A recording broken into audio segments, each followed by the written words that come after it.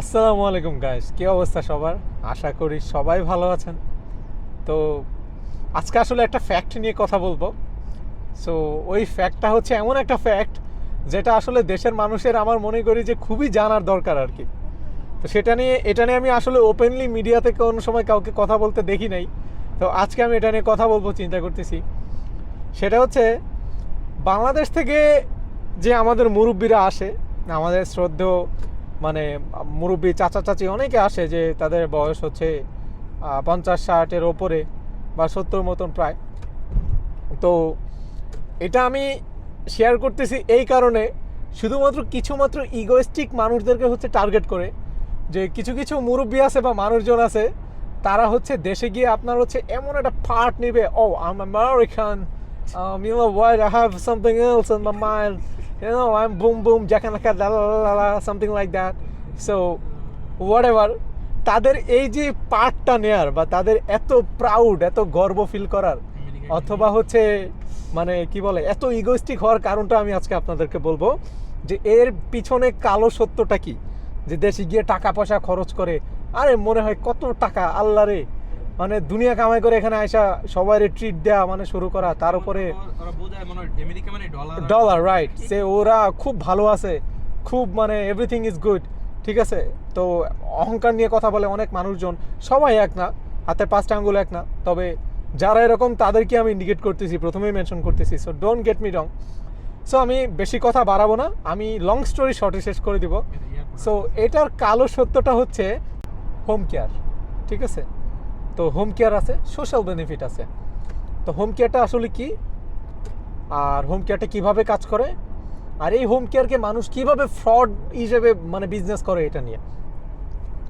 তো ধরেন আপনার বাবা মা বা যে কোনো একজন হচ্ছে বাসায়, সে হচ্ছে অসুস্থ বা মানে সে চলতে পারে না, বসতে পারে না, উঠতে পারে না, ঠিক আছে। তার একজন মানে কেয়ার গিভার দরকার, সোজা বাংলা কথা। তার একটা হচ্ছে what the fuck is scared man, ভাই রে ভাই,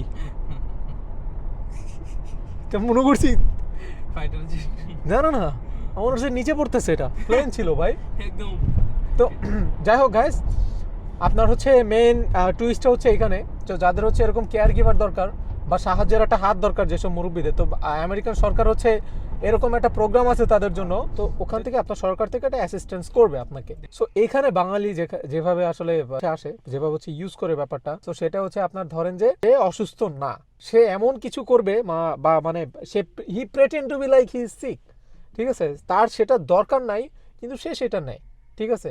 মিথ্যা কথা বলে আমার এই সমস্যা, আমার ওই সমস্যা, আমি মইরা যাই, আমার সব মানে তলায় যাইতেছে, ঠিক আছে।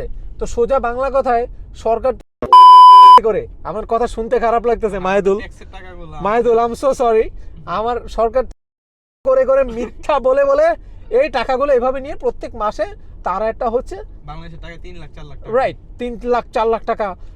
ইভেন তো মানে অত 2-3 জন মিলে যদি 2 জন থাকে একটা ফ্যামিলিতে, এর থেকে বড় অ্যামাউন্টও পায়, রাইট, এরকম বড় অ্যামাউন্টও পায় তারা, ঠিক আছে।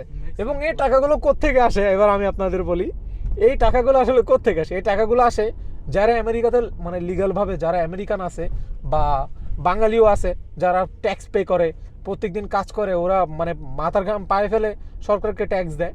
তো ওই টাকা থেকে এরা হচ্ছে বেনিফিটটা পায়। এবং এটার জন্য এই যে আসলে বলো না যে আমেরিকানরা কেন হচ্ছে ইমিগ্রেন্টদের চায় না, তো আসলে মূলত this is one of the reason, this is not the complete reason, but this is one of the reason, যে মিথ্যা বলে বলে আসলে এই ব্যাপারগুলো করা। এবং আরও একটা ইয়ে আছে, ওইটা হচ্ছে আপনার I am sorry I forgot that, social benefit, ঠিক আছে। তো social benefit it's actually works like that. So এটা আসলে তাদের জন্যই যে যারা হচ্ছে ট্যাক্স পে করছে এবং 65+ বয়স যারা হচ্ছে ট্যাক্স পে করে, সো তাদের হচ্ছে আপনার যাও গ্রিনল্যান্ড পড়ছে, যারা হচ্ছে ট্যাক্স পে করে, সো তাদের হচ্ছে একটা বয়সের পরে, সো তাদের হচ্ছে তারা তো কাজ করতে চায় না বা রিটায়ারমেন্ট আর কি বলতে পারেন, সো তখন হচ্ছে প্রত্যেক মাসে মাসে তাদের একটা বেনিফিট দেয়।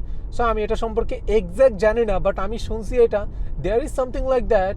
ওই সোশ্যাল সিকিউরিটি বেনিফিটটাও তারা কোনোভাবে ইয়ে করে, কীরকম আপনার ধরেন যে আপনি কোনো ট্যাক্স দেন না, আপনি ধরেন আপনার বয়স 60, আপনি মাত্র আমেরিকাতে আসছেন, সোশ্যাল সিকিউরিটি নাম্বার পাইছেন, গ্রিন কার্ড পাইছেন, ঠিক আছে। গ্রিন কার্ড তো 1 মাসের মাথায় চলে আসে ইমিগ্রেন্ট ভিসায় আসলে।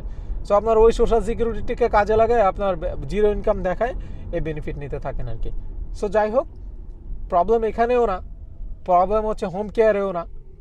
আবার প্রবলেমটা হচ্ছে কোথায়, যে এই যে দেশে গিয়ে যে অহংকারটা করে, ঠিক আছে, তারা হোম কেয়ার নিচ্ছে ভাই। আমি খুবই নগণ্য মানুষ, এটা আমি হাজার কথা বললে অফ হবে না।